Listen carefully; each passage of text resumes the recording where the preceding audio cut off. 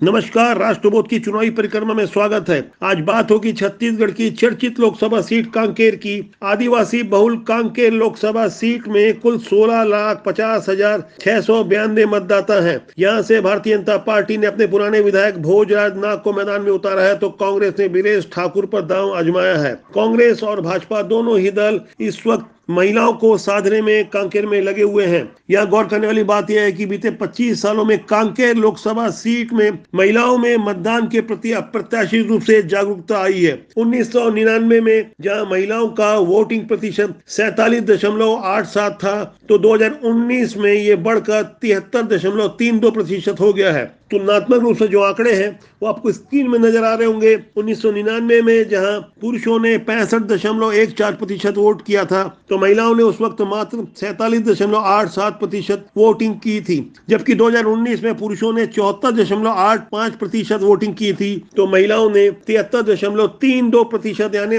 पुरुषों के लगभग बराबर वोटिंग की है। यही कारण है कि भारतीय जनता पार्टी ने अपनी महतारी वंदन योजना का खूब प्रचार कांकेर लोकसभा सीट में किया है, जो विधानसभा चुनाव के दौरान भारतीय जनता पार्टी के लिए गेम चेंजर साबित हुई थी। भारतीय जनता पार्टी की उसी योजना का लगभग नकल करते हुए कांग्रेस ने भी महालक्ष्मी गारंटी योजना उतारा है, जिसमें वादा किया जा रहा है कि महिलाओं को प्रति महीने 8,333 रुपए दिए जाएंगे। लेकिन भारतीय जनता पार्टी के रणनीतिकार इसकी भी काट निकालने में लगे हैं और ये समझाने की कोशिश कर रहे हैं कि देश का इतना बजट ही नहीं है जितने बड़े वादे कांग्रेस कर रही है। कांग्रेस की सरकार कभी भी नहीं बन सकती, तो ऐसे में वादों का क्या है।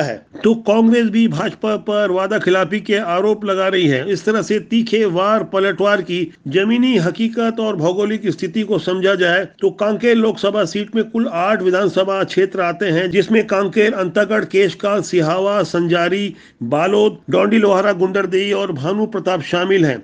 इनमें से कांकेर, अंतागढ़ और केशकाल सीट पर भाजपा के विधायक हैं, जबकि बची हुई 5 सीटों पर कांग्रेस का कब्जा है। चित्रोत्पला यानी कांकेर के तट से लगे हुए विशाल भूभाग का बड़ा हिस्सा कांकेर लोकसभा क्षेत्र के अंतर्गत आता है। सुरक्षित सीट होने के कारण यहां से आदिवासी नेता ही चुनाव लड़ते रहे हैं। यहां की कुल जनसंख्या करीब 26 लाख है और आदिवासियों का प्रतिशत 42% है। इस क्षेत्र का काफी हिस्सा आज भी नक्सलियों का दंश झेल रहा है। इस क्षेत्र में महानदी बहती है, तो गड़िया पहाड़ यहाँ की प्राकृतिक सुंदरता में 4 चांद लगा देते हैं। प्राचीन काल के कंग ऋषि ने यहाँ पर आश्रम स्थापित कर तपस्या की थी। इस क्षेत्र को कोंकर, कंकड़ और कंकारय के नाम से भी जाना जाता था, जो आज का कांकेर है। पहाड़ी पर स्थित किला यहाँ के प्राचीन समृद्धशाली इतिहास की गवाही देता है। पहाड़ पर नील गोंदी नामक जगह से दूध नदी निकलती है। यहाँ का मलांज कुंडुम झरना बेहद लोकप्रिय है। ऐसी ही खूबसूरत और हसीन वादियों में बसने वाला कांकेर लोकसभा क्षेत्र नक्सल प्रभावित होने के कारण विकास से कहीं दूर महरूम रहा है। पिछले दिनों जिस तरह से सुरक्षा बलों ने कांकेर के जंगल के अंदरूनी इलाकों में जिस तरह से नक्सलियों के गढ़ में घुसकर उनका सफाया करना शुरू किया है, तो यहाँ से आशा की एक नई किरण जगी है। यदि जमीनी हालात की बात की जाए कि किसका पलड़ा भारी है, तो भोजराज नाग जो पुराने विधायक रहे हैं, जनजाति सुरक्षा मंच नामक एक संगठन के माध्यम से डीलिस्टिंग के विरुद्ध एक मुखर आवाज बनकर उभरते रहे हैं, इनका पलड़ा वीरेश ठाकुर के मुकाबले इसलिए भारी माना जा रहा है क्योंकि भोजराज नाग लगातार जनता के संपर्क में बने रहे। जबकि वीरेश ठाकुर ने पिछला लोकसभा चुनाव मामूली अंतर से हारने के बावजूद अपनी सक्रियता वैसे नहीं दिखाई जैसे कि भोजराज नाग प्रदेश में कांग्रेस की सरकार होने के बावजूद लगातार सक्रिय रहे, जिसका सीधा फायदा भोजराज नाग को मिलता हुआ नजर आ रहा है। भोजराज नाग के पक्ष में एक बात